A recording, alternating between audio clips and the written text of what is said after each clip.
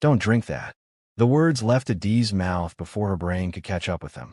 Min Jun's hand froze, the glass already pressing against his bottom lip, the liquid so clear it almost looked innocent. Nobody moved. Across the room, Mr. Park stood beside the floor-to-ceiling window, hands clasped behind his back, the Seoul skyline glittering behind him like a crown of cold diamonds. He didn't flinch. He didn't blink. He just watched. And in that single, suffocating second, Adiz felt the ground shift beneath her feet. Because she had spent 10 days inside this world. 10 days tracking threats, reading lies, naming enemies. And she had accused the wrong man. 10 days earlier. If you're already feeling it, that tightening in your chest, good. That means this story has you. Hit that like button right now. Subscribe if you're new, and drop a comment below. Do you already trust Mr. Park? Think carefully. Let's get into it. The alley smelled like rain and rust. Adiz Okafor had been walking home from a double shift at the translation agency, heels in one hand, phone in the other, her long braids pinned away from her face, when she heard it. A sound like something heavy being dropped. Or someone. She stopped. The alley between Myeongdong and the Han River Foot Road was not the kind of place a woman in her right mind entered after midnight. But Adiz Okafor had grown up in ABA, where you learned quickly that hesitation cost more than risk. She turned the corner. He was on the ground, slumped against a dumpster, one arm splayed out, dressed in clothes that cost more than her monthly rent. Late 20s, black hair, sharp jaw, a bruise already darkening across his left cheekbone. She dropped beside him. Hey, can you hear me? His eyelids twitched, struggled, then barely opened. His eyes found hers. Something passed through them. Not relief. Something closer to warning. His lips moved. Cracked. She leaned in. Don't trust him. Then his eyes closed again. Adiz sat back on her heels. Don't trust him. Him who? Who was she? What had she just walked into? She checked his pulse. Strong enough. She called an ambulance. Then, because his jacket pocket was open and a business card had fallen out, she read the name on it. Park Min-jun. Park Group Industries. Executive Director. She turned the card over. Handwritten on the back was a single phone number. She stared at it for a long moment. Then she dialed. The voice that answered was not what she expected. It was calm, not relieved, not panicked, not even particularly surprised. Where is he? Just that. 3 words. Like he had been waiting for this call. Adiz told him. The ambulance was already wailing in the distance. Don't speak to anyone else. Someone will come to you. The line clicked dead. She stood in that alley for another 4 minutes, watching the unconscious man breathe, listening to the city hum around her like nothing had happened. Because for Seoul, nothing had. The men arrived before the ambulance did. 3 of them. Black suits, no ties, moving like water through the narrow alley entrance. One knelt by Min-jun. The other 2 flanked her. Not threatening, not welcoming, just present. One of them, the tallest, raised his phone and took a photograph. Not of Min-jun, of Adiz. She met his eyes. He didn't look away, didn't apologize, just lowered the phone and turned back to his employer's son as though she hadn't said a word.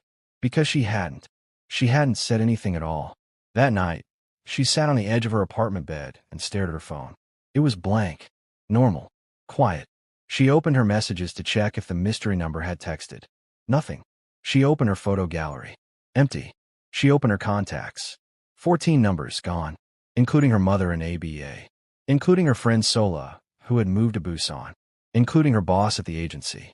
Her phone had been wiped, remotely, while she was sitting right here. She hadn't even felt it happen. Adiz stood up slowly, walked to the window, and looked out at the city. Somewhere out there, a man she didn't know had just demonstrated, quietly and completely, that he could reach inside her life. Don't trust him. 3 days later, they summoned her. The elevator opened directly into the penthouse. No lobby, no reception desk, no small talk, just space. Vast, cold, architectural space. Floor-to-ceiling glass on 3 sides. The Han River a gray ribbon far below. The furniture so minimal it felt like the room had been emptied on purpose. Like something had happened here, once that left the room unwilling to fill itself again. Mr. Park Dae-ho was standing at the window with his back to her. He didn't turn when she entered. He waited. Adiz had spent 6 years as a professional translator, moving through boardrooms in Seoul, Tokyo, Lagos, and Abuja. She had read powerful men the way others read weather. She knew how they used silence, how they performed stillness to communicate dominance. She knew all of that. And still, something about Park Dae-ho made the back of her neck cold. He turned. He was older than she'd pictured. Late 50s, maybe 60. Silver at the temples. A face that might have been handsome once, now carved by decades of unreadable decision-making. His suit was dark charcoal, his posture impeccable. He looked at her the way a man looks at a document he's deciding whether to sign. "You saved my son's life." Not a question. "I called an ambulance," Adiz said evenly. "The paramedics saved his life." Something shifted at the corner of his mouth. Not quite a smile. "Sit down." She sat. He moved to the chair across from her. Between them, a low glass table held nothing but a single manila envelope. "My son has enemies," he said. "Internally. Within my organization. Someone arranged what happened in that alley. I need to know who. And you want me to watch him, live adjacent to him. Report everything you see." Adiz looked at the envelope. "Why me? I'm a translator."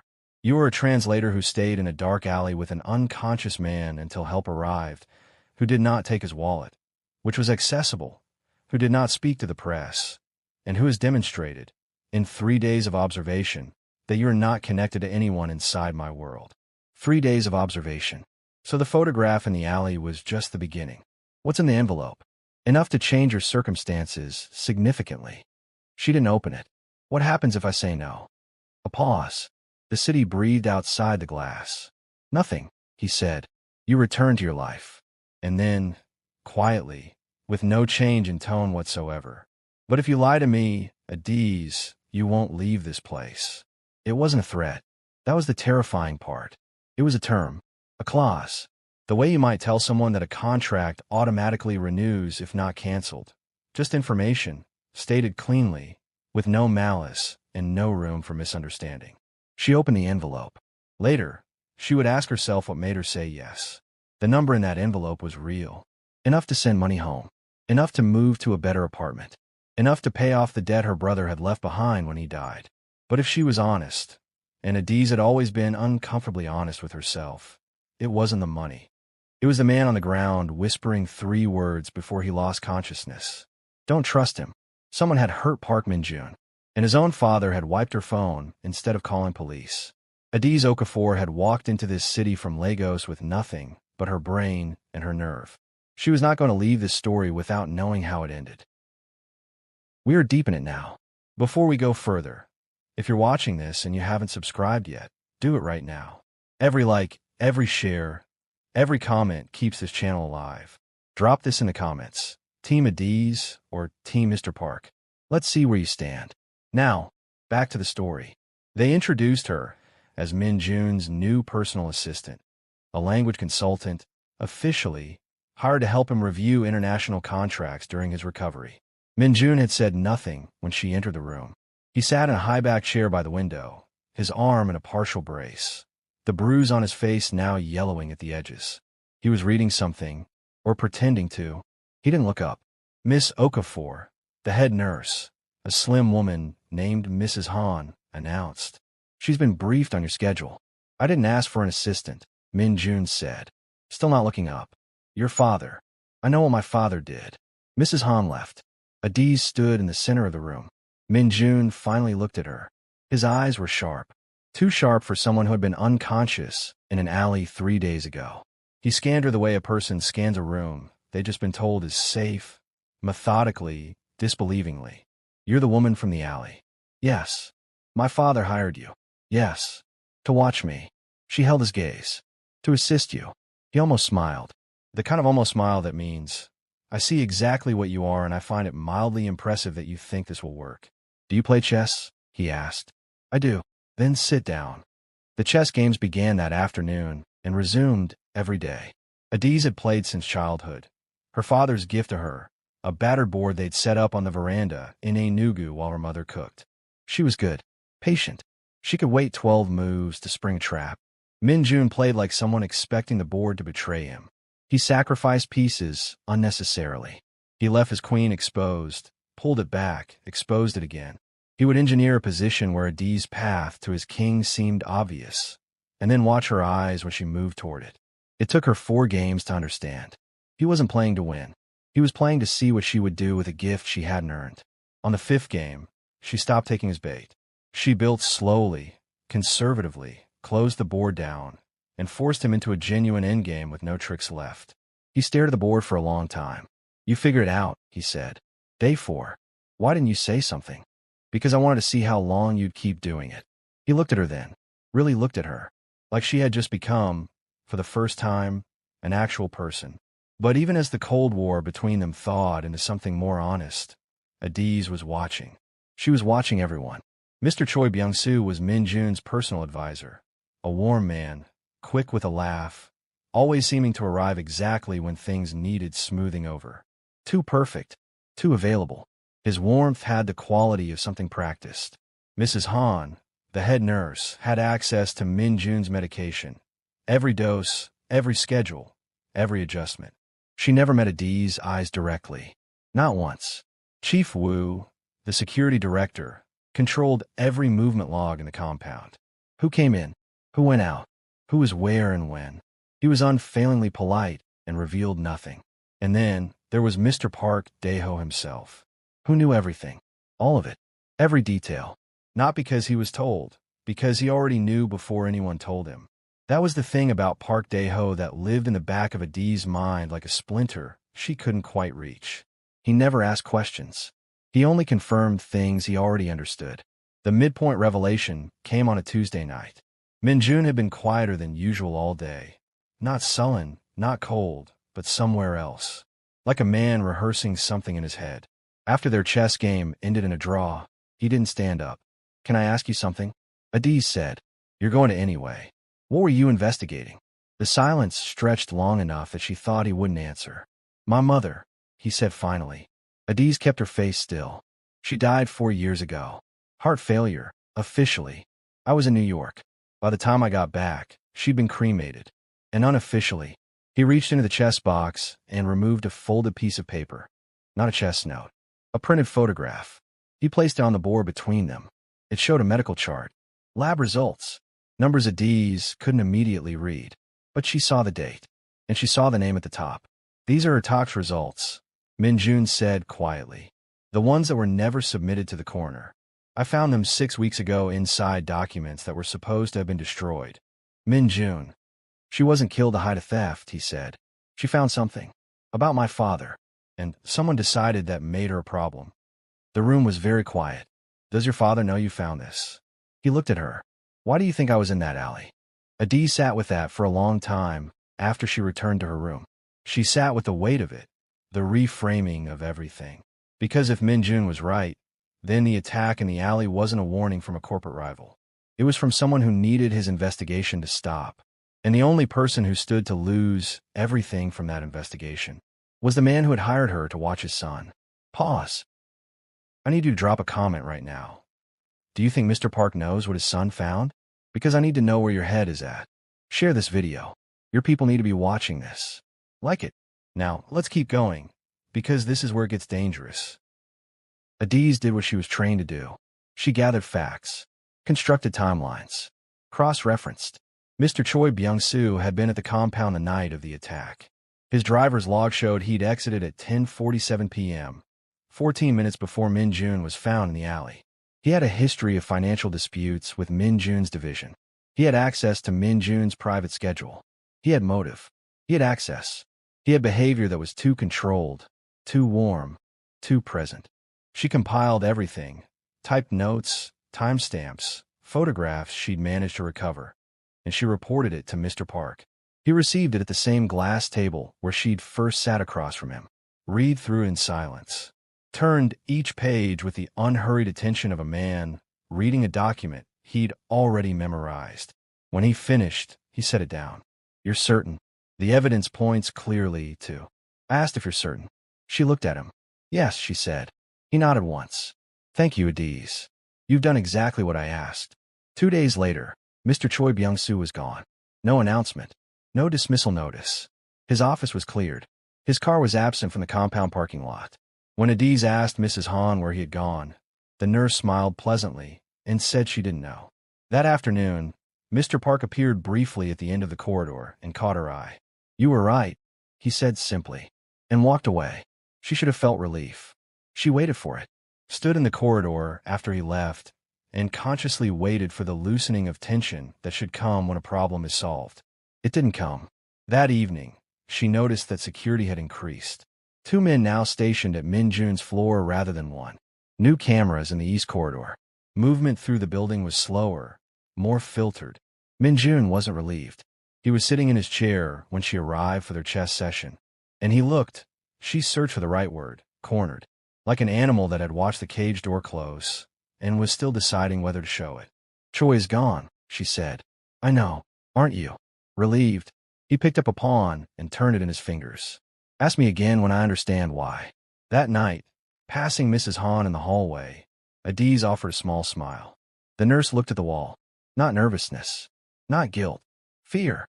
And then one of the compound staff, a young man named Yun who occasionally brought Min Jun his evening tea, passed Adiz in the stairwell and murmured, almost too quietly to catch, "Things are quieter now, too quiet."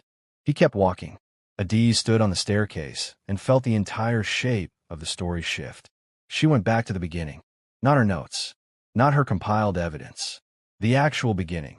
The night in the alley, sitting across from a glass table, saying yes to a man whose stillness should have been her first warning. She replayed every conversation, every meeting, every instruction, and she asked herself a question she hadn't thought to ask before. Who knew everything? Who knew she'd been in that alley? Mr. Park. She called his number.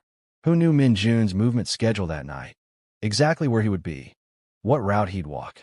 Only someone with access to his private calendar, which Chief Wu maintained, on Mr. Park's instructions, who had wiped her phone remotely within hours of the incident. Not to intimidate her, she now realized, but to isolate her, to sever her from any external connection that might complicate what came next. Who had prepared a case file on her before she was even hired? 3 days of observation, the photographs, the background check, which meant the decision to use her had been made the night of the alley, not 3 days later. Every thread led back to the same man. Not because Park Dae-ho had sent someone to kill his son, but because Park Dae-ho had arranged the attack himself. Not to harm Min Jun, or, not primarily, to flesh out disloyalty. Because Min Jun's investigation into his mother's death had made people nervous. And nervous people talk, move, reveal themselves. You couldn't identify them by watching from inside. You needed an event, a crisis, something that would force every player to show their hand. Mr. Choi hadn't arranged the attack. Mr. Choi had reacted to it, oddly, suspiciously, in ways that made him look guilty of something. Not this, but something. And that had been enough for Mr. Park to remove him. And Adiz had built the case, handed it over, done the work. She had been used, precisely, efficiently, without ever being told what she was actually doing. But something had gone wrong in the original plan. Min Jun had almost died. The attack was meant to be a warning, enough to make him stop, to give the narrative a focal point. Instead, whoever had been hired to deliver that warning had overstepped. And Park Dae-ho, who had engineered the entire situation, had spent 10 days managing the consequences, including installing an observer he could control, who had no idea what she was controlling. Adiz stood in the corridor outside Min Jun's door. He was inside, with his father, who had just arrived. She could hear the low cadence of their voices. Not the words, just the rhythm, the slow, careful rhythm of 2 people navigating a room full of unsaid things. She pushed the door open. They were standing by the low cabinet near the window, Min Jun and his father. On the cabinet, 2 glasses, one for each of them. Min Jun's already poured, a dark amber liquid that caught the late evening light. Min Jun reached for his glass. "Don't drink that." The words left her before she could stop them. Min Jun's hand froze, the glass already at his lips. Mr. Park turned to look at her. Nobody moved. The room held its breath. Adiz walked to the cabinet, picked up Min Jun's glass, set it down on the far end of the cabinet, away from both of them. Her hands were steady. She was surprised by that. Then she turned to face Park Dae-ho. "You removed Choi," she said. You had your disloyalty flushed out. Min Jun's investigation has been complicated enough that pursuing it would be dangerous for him now. You have what you needed. Mr. Park said nothing. So why, she said, are you still controlling everything? The silence was immense. Min Jun was very still behind her. Mr. Park looked at Adiz for a long time. Not with anger. Not with the cold calculation she'd come to expect. With something older than either of those things. He walked to the window. My son found something he wasn't supposed to find, he said quietly. About his mother. About me. About choices I made 20 years ago that I would make differently now, if differently were possible. His voice was very even, very measured. The voice of a man who had practiced this, somewhere, in some private room, for a long time. I didn't have his mother killed, he said. I was trying to protect her. The people I was protecting her from misunderstood my instructions. She died because of a mistake, and I have lived with that for 4 years. I will live with it for however many years I have left. The room was absolutely still. Min Jun's investigation was going to get him killed, he continued. Not by me. By the same people who misunderstood my instructions 4 years ago. People who are still inside my organization. People I have not yet been able to reach. He turned. I arranged the attack, he said. I let him get close enough to the edge that those people believed he was being handled, so they would stop moving against him themselves. It was meant to be controlled. It was not. Min Jun made a sound. Not quite a word. Something between a breath and a break. You almost killed me, he said. Yes, his father said. And I will not ask you to forgive that. And for the first time since Adiz had entered this world, Park Dae-ho looked like what he actually was. Not a monster. Not a savior. A man who had made the worst possible choices, trying to do something he believed was right, and was now standing in the wreckage of them. Still standing, still erect, because the alternative was to fall. And if he fell, there was no one left to protect his son. Adiz set the glass down. Ending 29:30, 30:00. She left before midnight. She packed the small bag she'd been allowed to bring. She folded her braids up, pulled on her coat, and stood at the penthouse elevator while a suit-wearing man handed her an envelope, the second half of her payment, as agreed. She didn't count it. Behind her, in the main room, she could hear the low murmur of father and son, still talking. Still in that room full of unsaid things, now finally being said. She didn't know where that conversation would end. She suspected neither did they. The elevator doors opened. She stepped in, and as the door slid closed, she heard Min Jun's voice. Not the words, just the voice, and she thought about what it meant to grow up in a house where love and control wore the same face, where protection and manipulation were so interwoven that the person doing it couldn't always tell them apart, where a father could stage his son's near death and genuinely believe he was keeping him safe. She thought about her own father, back in Enugu, setting up the chessboard on the veranda. The patience he taught her, the discipline of waiting. The truth is not hidden. It's protected. The elevator reached the ground floor. The doors opened onto the lobby. White marble, cool air, ordinary city sounds leaking in from outside. Adiz Okafor walked out, and as she stepped into the Soul Night, she said, almost to no one, almost to herself, I thought I was hired to find the enemy. I didn't realize. I was standing in his house. She didn't look back. Behind her, on the 72nd floor, a father and son sat in a room together for the first time, not performing, not managing, not protecting. Just there. Whether that was enough, whether it could ever be enough. Adiz Okafor didn't know. But she knew this. Some truths don't set you free. They just show you exactly how long the walls have been there. So tell me, was Mr. Park protecting his son, or controlling him? The answer is yours to decide. And that is the story. But I need your verdict. Drop it in the comments right now. Was Mr. Park a protector or a manipulator? Was Adiz used? Or did she choose to walk into this? If this story gripped you, like this video, share it with someone who loves a good drama, and subscribe because we have more Afro-Korean stories exactly like this one coming very soon. Every comment you leave, every like you hit, it tells me you want more of this. So let me hear you. See you in the next one.